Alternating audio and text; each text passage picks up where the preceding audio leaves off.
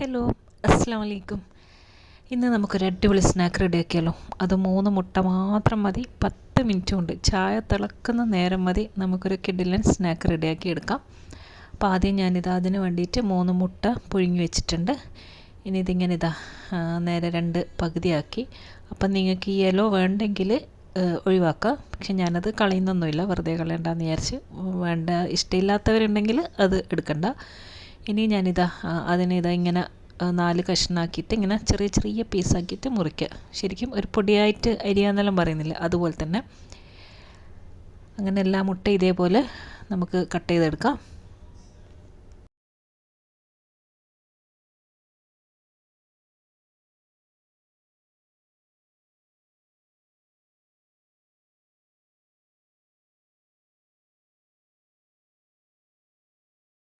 ഇനി ഇതെല്ലാം നമുക്കൊരു ബൗളിലോട്ട് ഇട്ട് കൊടുക്കാം.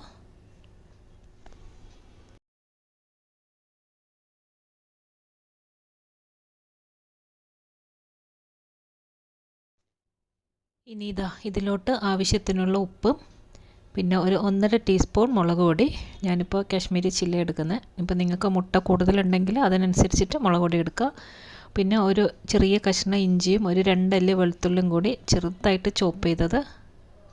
പിന്നെ ഒരു പിടി കറിവേപ്പിലയും ചോപ്പ് ചെയ്തത്. പിന്നെ ഒരു 1/2 ടീസ്പൂൺ ഗരം മസാല. പിന്നെ ഒരു പച്ചമുളക്. പിന്നെ ഒരു 2 ടേബിൾ സ്പൂൺ ബ്രെഡ് ക്രംസ് ഉണ്ടല്ലോ, ബ്രെഡ് പൊടി, അതും ഇട്ട് കൊടുക്കാം. പിന്നെ ഒരു 2.5 ടേബിൾ സ്പൂൺ മൈദ.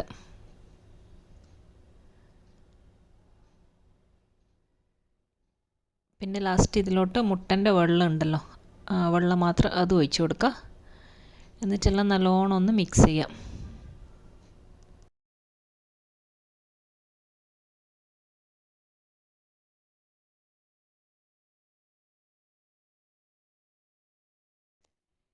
ഇനി ഇതെല്ലാം കൈകൊണ്ട് നല്ലോണം ഒന്ന് കുഴച്ചെടുക്കുക. വേറെ വെള്ളമൊന്നും ചേർക്കേണ്ട ആവശ്യമില്ല. നല്ലോണം ഒന്ന് മിക്സാക്കി ഇതൊരു കുഞ്ഞു കുഞ്ഞു ബോൾസ് ആക്കിയിട്ട് എടുക്കണം.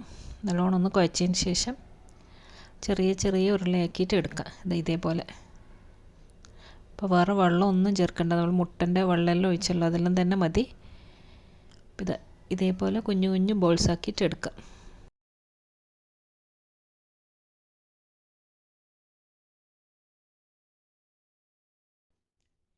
ഇപ്പോൾ ഞാൻ എല്ലാം ബോൾസ് ആക്കിയിട്ട് വെച്ചിട്ടുണ്ട്. ഇനി ഓയിൽ ചൂടായിട്ടുണ്ട്. ഒരു മീഡിയം തീയിൽ വെച്ചിട്ട് ഓരോന്നായിട്ട് ഇട്ട് കൊടുക്കുക. മുട്ട ആയതുകൊണ്ട് തന്നെ ശ്രദ്ധിക്കുക, ചിലപ്പം പൊട്ടിത്തെറിക്കാനെല്ലാം ചാൻസ് ഉണ്ട്. പിന്നെ ഇങ്ങനെ തിരിച്ചും മറിച്ചും ഒരു ബ്രൗൺ കളർ ആകുന്ന വരെ ഒന്ന് ഫ്രൈ ആക്കിയിട്ട് എടുക്കാം. അപ്പോൾ ഞാൻ 2 സൈഡും എല്ലാം ഒന്ന് മറിച്ചിട്ടിട്ടുണ്ട്.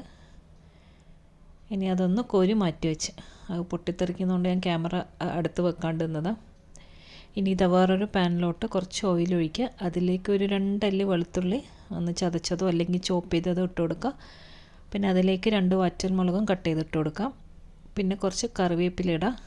നല്ലോണം ഒന്ന് മൂപ്പിച്ചതിന് ശേഷം ഇതിലേക്ക് ഒരു 3 ടേബിൾ സ്പൂൺ ടൊമാറ്റോ സോസ് ഉണ്ടല്ലോ, കെച്ചപ്പ്, അത് ഒഴിച്ച് കൊടുക്കാം.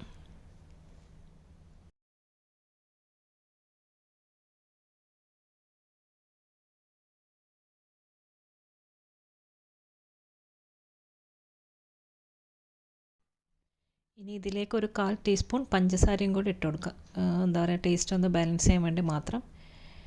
ഇനി അതൊന്ന് തിളച്ച് വരുന്ന സമയത്ത് അതിലേക്ക് നമ്മൾ ഫ്രൈ ചെയ്ത് വെച്ചിട്ടുള്ള ഈ മുട്ട ഉണ്ടല്ലോ, അതെല്ലാം ഇട്ട് കൊടുക്കുക.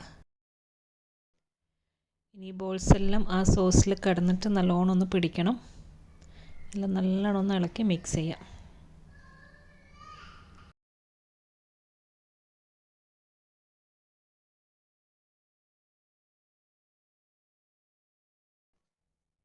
ഇനി അവസാനം ഇതിലോട്ട് കുറച്ച് മല്ലിയിലയും കൂടി ഇട്ടുകൊടുത്ത് വീണ്ടും നല്ലോണം മിക്സ് ചെയ്തിട്ട് നമുക്ക് ഫ്ലെയിം ഓഫ് ചെയ്യാം.